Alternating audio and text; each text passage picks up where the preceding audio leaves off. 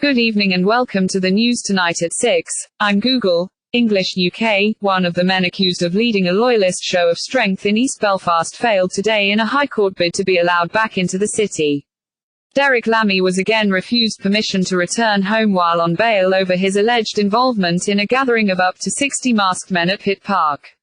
The 56-year-old, of Spring Place in the city, faces charges of unlawful assembly and affray in connection with the high-profile incident in February this year.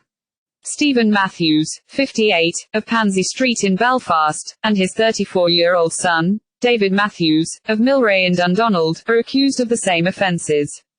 All three defendants deny involvement and are not charged with any paramilitary offences.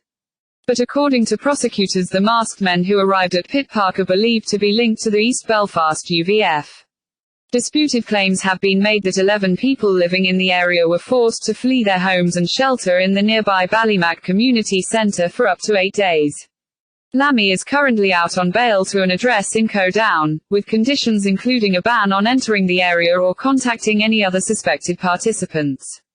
Opposing his application to be allowed back home, a Crown lawyer detailed his alleged involvement. She said footage showed a large crowd of men heading towards the Ballymac Centre, where one of the others shouted obscenities and challenged those inside to come out.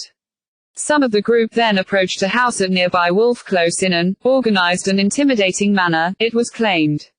This applicant, Mr. Lammy, allegedly goes into the rear yard of the property and is seen gesturing to others in the crowd to go round the front, the prosecutor claimed. At least 3 men with faces covered went up to the front door, but apparently realized it was the wrong address and returned to the community center. The lawyer added, "This group is led by this applicant and his 2 co-accused, it is alleged." Police at the scene described it as a tense situation involving a belligerent crowd. Lammy sought to vary his bail terms after co-accused Stephen Matthews secured permission to move back to the city. Defense barrister Richard McConkie argued that Lammy's home is further away from the scene of the incident. Refusing the application, however, Lord Justice Tracy held that a distinction could be drawn between the 2 accused. He confirmed, "I consider that it is appropriate to maintain the residence requirement at this stage." In other news, Love Island couple Millie and Liam are getting preferential treatment in the villa as they are primed for the final, fans say. Viewers of the ITV2 dating show have suggested producers are only showing the couple's good bits unlike other pairs in the villa. Next tonight, Irish singer Una Healy stunned fans as she headed out for brunch with a friend.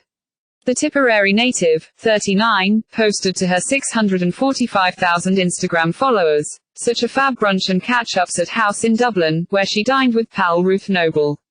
Healy has admitted she's in a good place following her split from ex-husband Ben Foden.